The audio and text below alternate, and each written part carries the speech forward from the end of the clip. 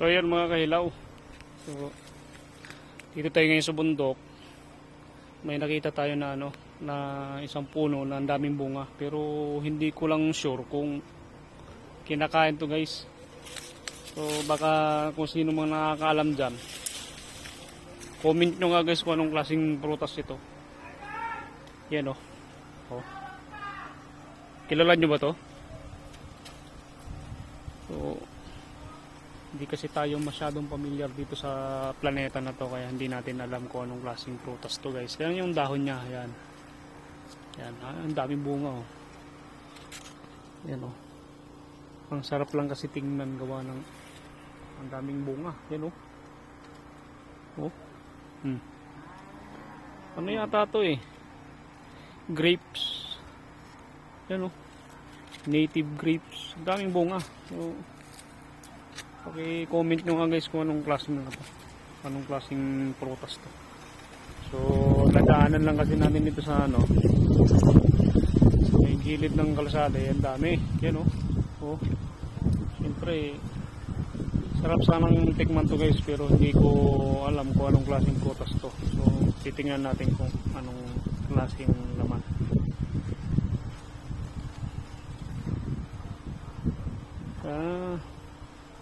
Yun guys oh. Yan yung loob niya oh. Para siyang yung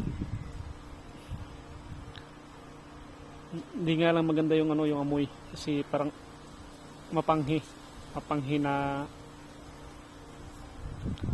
alam ko kung alam niyo yung yung amoy nung paniki. Ganun yung amoy niya. So comment nyo nga guys kung sino nakakalam. Ito yung itsura ng kanyang dahon. Yan.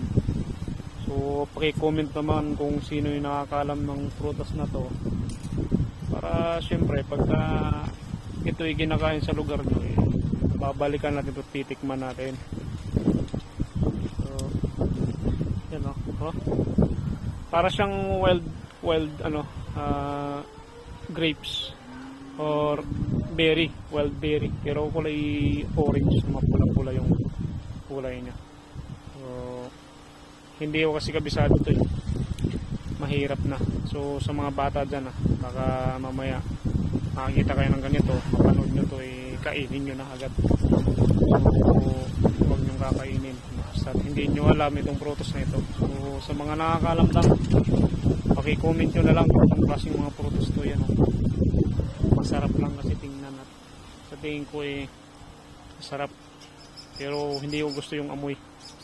Parang durian lang din. So yun malambot siya. Gusto nga lang, ayaw kong baka hindi kinakain. So yun guys, comment nyo na lang guys kung anong klaseng anong klaseng prutas. Yan yan yung dahon. So comment nyo na lang guys ha.